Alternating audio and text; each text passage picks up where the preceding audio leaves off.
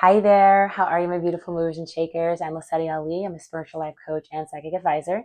And I wanted to dive into the topic of inner child healing and that awareness, as well as self love, and how these two intertwined for me in my journey. I'm hoping that sharing these bits of myself will help you to kind of open up in ways with yourself on your journey that can give some new insights to the whole process and what really might be going on if you're needing some clarity. So let's get into it.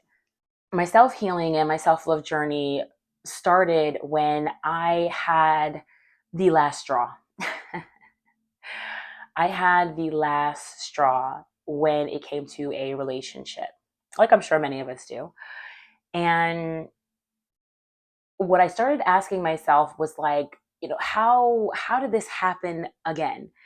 Why am I getting the same treatment or the same issues, the same lessons in different bodies, in different forms? Like, what am I not doing right here? I've been on my journey of awakening and understanding and, integrating with the universe, the source God energy for a very long time. At least in my head, I have. And I just couldn't see how this could happen to me again. Like, what am I not doing? And what I realized was that asking yourself these kinds of questions is part of the journey. I wasn't blaming him. I wasn't blaming the situation. I wasn't frustrated and fed up with the circumstances, not quite. But I was more frustrated with myself and upset with my decisions and trying to understand what the heck was really going on here. What I began to understand was that we actually attract the frequency we are most suited for, being the frequency we are in, right?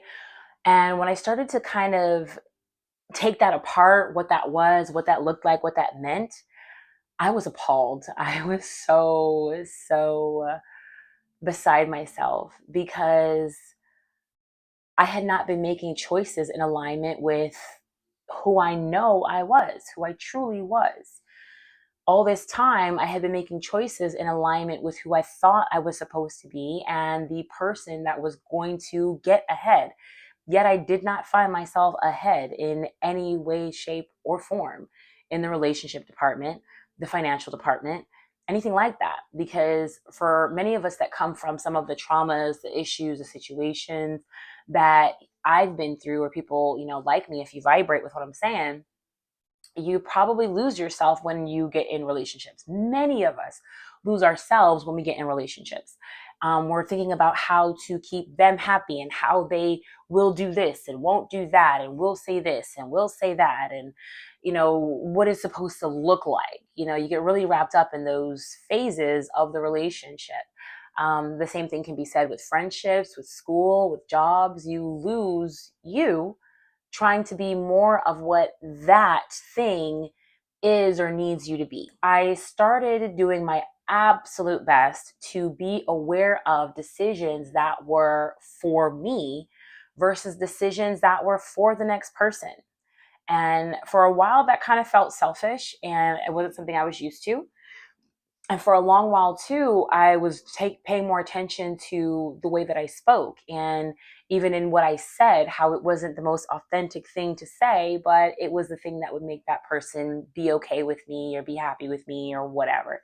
And this was, sans romantic relationships. This was friendships. This was my family life. This was my home life. This was a lot of things.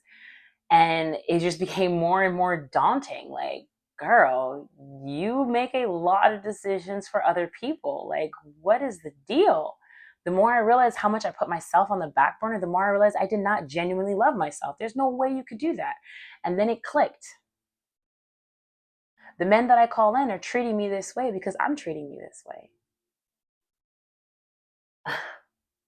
The friends that I'm calling in treat me this way because I treat me this way. My children treat me this way, not just because I'm mom and that's kind of just what they do, but at the end of the day, I don't set the right boundaries and I treat me this way too. So that was a tipping point. That was a huge, huge turning point. And the more I started loving on myself, the more I started having these memories unlock in my head. And I'm kind of having to sit with where this memory was even placed, or what these feelings I was feeling, where is this coming from? Like, why do I feel like this? Why do I feel like that? Like, what is all this stuff, right? And so it became apparent to me that my inner child was making a lot of the decisions that kept us safe, making a lot of decisions that kept us, like, feeling like we were loved, that we were our kid's best friend, and not a dictator, that we, needed validation or coddles or someone to save us. All of these thoughts and insecurities and choices and spearheaded movements came from my inner child, who had been through everything she'd been through. Now, you can say child from, we'll say, infancy to 10, right?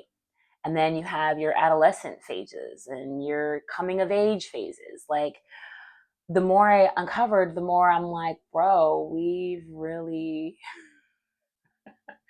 been missing the mark on a lot of things. And it started from way back then. I was floored. I can't say that I was not. I was genuinely shocked. So I started this really awesome meditation where I would go into this garden, right? I'd envision this garden in my head, and I would get that version of me that was triggered by whatever we were triggered by at that time, whether it was my teenage self or my 5-year-old self or my 13-year-old self, my 10-year-old self, whoever was the trigger. I'd feel this upset, freakish, what the heck. And then I'd step back and kind of pray for peace and some chill. I'm like, oh, okay, that's a different version of me. Let me see who that is, right? And then we go and we'd sit together. We'd sit in this garden, right? And I would reassure that version of me that, like, we're good now. We're okay. I get that you were afraid of this because that happened, and I get that these types of choices made us feel safe, but they don't fit for now because we're the grown up. We get to call the shots, right? So let's make the best decision for who and where we are now, right? And it's something different to provide yourself with reassurance and safety and security, especially the portion of you or the part of you that craved that type of awareness from your caregivers or the people that you love, you know? It still makes me emotional thinking about it, but I know that that's okay now. I know that that part of me is good now, It's crazy. It's wild. So I share all this to say that we're part of a very special generation where you grew up as a latchkey kid, or your parents worked all these hours, or a single family household, a single parent household, excuse me, and that parent had to be so hard because things were so hard, or so absent because things were so different. um, we're in a place now where we kind of have to go back and reparent and re-love on and redo things for that version of us that really needs it still. Also, while raising children that are alive and here in front of us, who need the same type of awareness and attention and care, you know?